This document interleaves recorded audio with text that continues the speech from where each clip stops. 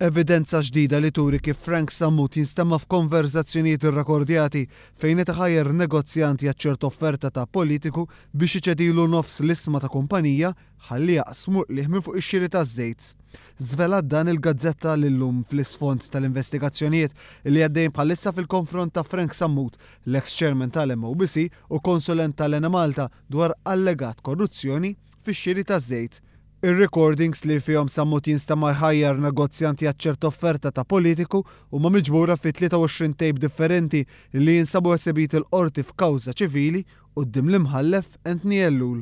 Min stħarriġ li għamlet il-Gazzetta lillum jirriżulta li Frank Sammut kien viċin ħafna ta' grupp ta' nies li allegatament kienu qed jidhru għal dan il-politiku nazzjonalista li mhux se jerġa' jikkontesta l-elezzjoni ġenerali. Fil-recordings li saru bejn is-sena 1988 u l-1999, Sammut jinstema' flimkien ma' kuntrattur, imprenditur u raġel ieħor jiddiskutu kif il-profitti mix-xiri taż-żejt għall-Ena Malta kellhom jitqasmu f'kontijiet bankarji fiċ-Channel Islands. Fit-tapes kanvażer ewlieni ta' politiku jinstema' jgħid li l-istess politiku kien qallu biex jixed falz waqt il-kawża illi għadha pendenti quddiem il-qorti ċivili.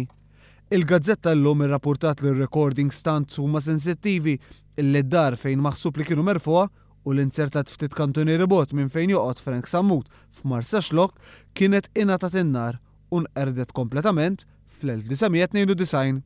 Fl-inkjesta bil-maġistrat li kienet saret brabta mal-ħruq ta' din ir-residenza kien stabbilit li ma kien insteraq xejn minn din id-dar għajru l-audio cassettes kollha li kien hemm.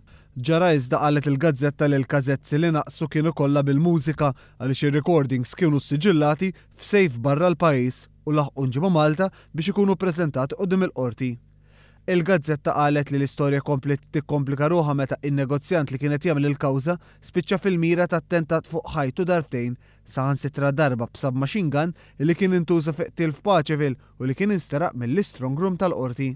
Il-Gazzetta llum żvelat li l-każu sensittiv tant li l-imħallef Anthony Ellul ordna li l-volumi ta' files ma jinżammux fir-reġistru iżda fl-uffiċċju tiegħu wara li għal darba darbtejn instab li sardba biss fihom, inkluż siġilli miksura mill-envelopes is-siġillati mill-marixxalli.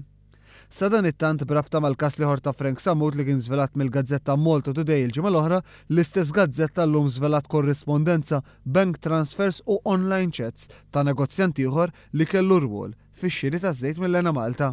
Lillum min-naħa tagħha rrappurtat li fost in-nies li din il-ġimgħa kienu interrogati mill-Pulizija kien hemm l-istess Frank Sammut u l-ex-chairman tal-Ena Malta Tancred Tabone.